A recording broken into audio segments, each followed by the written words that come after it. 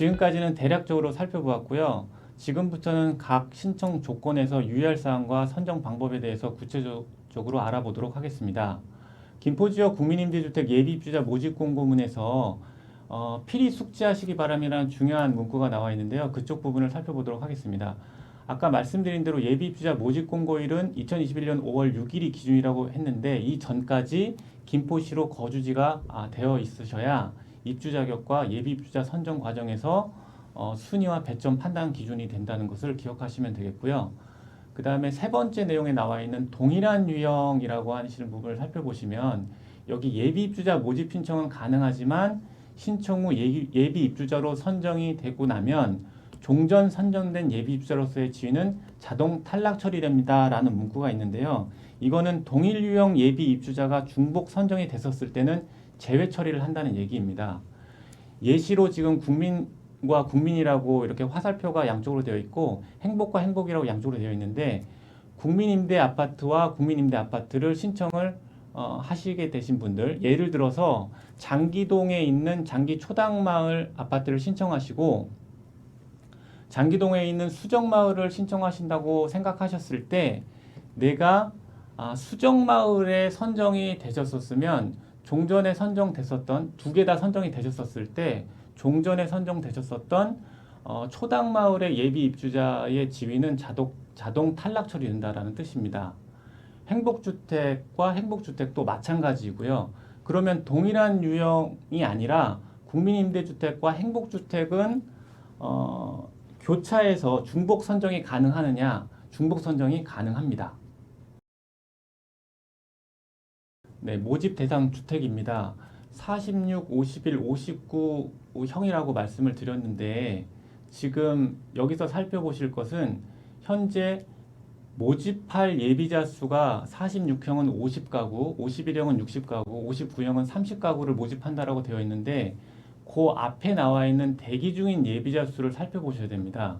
현재 지금 우리가 신청하고 있는 초당마을에는 이미 사람들이 살고 있기 때문에 그분들 중에서 퇴거가 되셔서 공실이 발생됐었을 때 들어가실 수가 있는 거예요. 그러니까 내가 만약에 김포장기 초당마을로 예비입주자 신청을 하셔가지고 예비순번 10번으로 당첨이 되셨었을 때 현재 대기 중인 예비자 수 46형을 기준으로 말씀드리면 46명이 지금 현재 들어가기 위해서 대기 중이신 분들이에요. 그래서 이분들이 다 들어가고 난 다음에 이번에 모집하는 예비순번 1번서부터 9번까지 들어가야 10번 차례인 4차례가 돌아온다는 겁니다. 그러니까는 57번째 사람이 46형에 이미 벌써 들어가고 난 다음에 그때 됐었을 때 내가 예비순번 10번으로서 들어갈 수 있는 연락을 LH로부터 받으시게 된다라고 하는 겁니다. 그래서 이런 것들을 살펴보시고 여러분들이 어느 주택 형별에 신청하실지를 결정하시면 되겠습니다. 예, 그 다음에는 임대 조건을 살펴보시는데요. 59형을 일단 보실게요. 24평 기준으로 임대 보증금의 총 임대 보증금은 4,060만 원으로 나와 있고요. 계약을 하시게 될 때, 그러니까 내가 예비 순번에 따라서 LH로부터 통보를 받아서 계약하러 오세요라고 연락을 받으시게 될 경우에는 이제 계약금을 먼저 납부하셔야 되는데 계약금이 812만 1,000원으로 보여집니다. 그리고 한 달 이내에 잔금을 지급하셔야 되는데 잔금은 3,248만 6천 원으로 되어 있습니다. 그래서 총 임대 보증금이 4,060만 7천 원이고요. 입주를 하시게 될 경우에 키를 받으셔가지고 입주를 하시는 동시에 이제 관리비와 월 임대료가 부과하게 되는데요. 24평의 기준에는 월 임대료가 33만 6,960원이 매달 부과하게 됩니다. 그런데 옆에 보시면 전환과정 보증금 한도액이라고 하는 것과 최대 전환 시 임대 조건이라고 하는 금액들이 나와 있습니다. 이 말은 무슨 말이냐면 현재 지금 59형의 보증금은 4,060만 원이지만 내가 여유가 있어서 최대로 내가 더 돈을 내겠다라고 했었을 때 낼 수 있는 금액이 4천만 원인 거예요. 그러니까 현재 지금 계약한 금액인 4,060만 원과 내가 최대로 가지고 있는 여유자금 4천만 원을 합쳐서 8,060만 7천 원을 내면은 월 임대료가 33만 6,960원이 아니라 13만 6,960원으로 월 임대료를 줄여주겠다는 뜻입니다. 이 부분을 참고하시고 여유가 있으실 경우에는 여러분들이 입금을 하시면 되는데요. 입주자가 되시게 될 경우에는 LH에서 가상계좌가 이제 부여가 됩니다. 가상계좌가 부여가 될 때 이렇게 전환 가능 보증 금액으로 내가 여유가 있을 때 100만 원씩이라도 만약에 입금을 하시게 될 경우에는 그 기준 단위 금액은 100만 원씩 입금을 하셔야 됩니다. 그럴 경우에 금액이 조금씩 차감돼서 월 임대료가 줄어드는 효과가 있습니다. 만약에 여유가 없을 경우에는 그냥 우리가 임대 조건에 해당하는 이 보증금을 내시고 월 임대료를 내셔서 생활하시면 되겠죠. 만약에 이런 월 임대료도 지금 33만 6천 원이 굉장히 큰 금액으로 부담스럽다고 생각되시면 소득과 재산 기준을 고려하셔서 주거급여 같은 것들을 신청하셔서 혜택을 보시면 월 임대료가 줄어드는 효과를 보실 수가 있게 됩니다.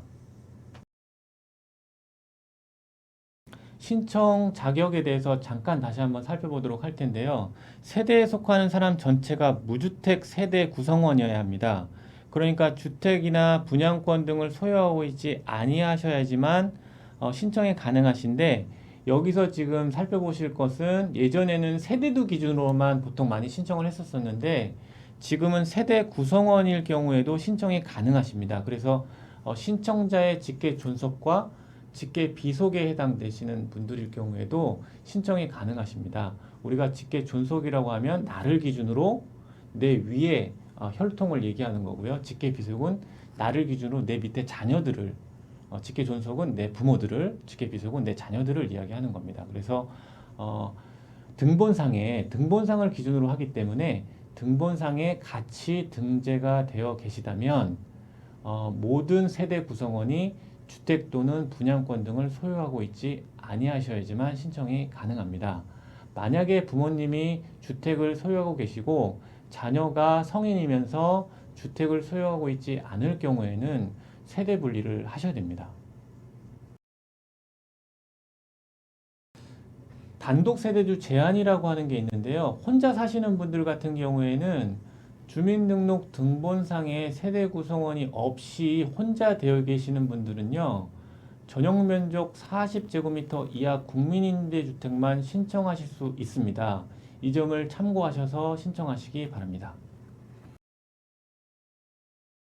선정 방법을 보시도록 하겠습니다. 선정 방법은 순위와 그 다음에 배점과 추첨에 따라서 선정을 하게 되는데요. 지금 여기서 잘 보셔야 될 것이 전용 면적 50제곱미터 미만일 경우와 50제곱미터 이상일 경우로 구분된다는 것을 기억하셔야 됩니다. 50제곱미터 미만일 경우에는 1순위가 모집 공고일 현재 주민등록상 주소지인 김포시에 거주할 경우에는 1순위가 됩니다. 그러니까 우리가 김포시에 거주만 하고 있으면 동일한 내에 소득 기준이 충족하여서 신청할 경우에는 전부 다 1순위가 되겠죠. 그러면 그런 가운데서 누구를 입주자로 선정할 것이냐라고 하는 부분은 동일한 경쟁 순위 내에서 배점을 통해서 높은 순으로 선정을 한다는 것을 보시면 되겠습니다.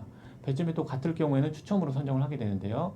50제곱미터 이상일 경우에는 1순위가 주택청약종합저축에 가입을 하시고 24회 이상, 그러니까 2년 이상 납입하신 분들이 1순위가 됩니다.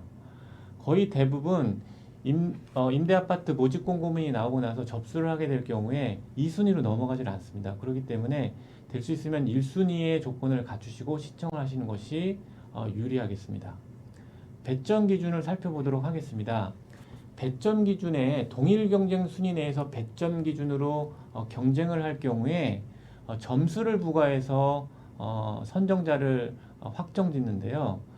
기준들이 있는데 첫 번째 보시면 당해 주택 건설 지역 계속 거주 기간이라고 있는데요. 김포시에 계속 거주한 기간이 1년 이상이면은 1점이고요. 3년 이상이면 2점, 5년 이상일 경우에는 3점의 배점을 주게 됩니다.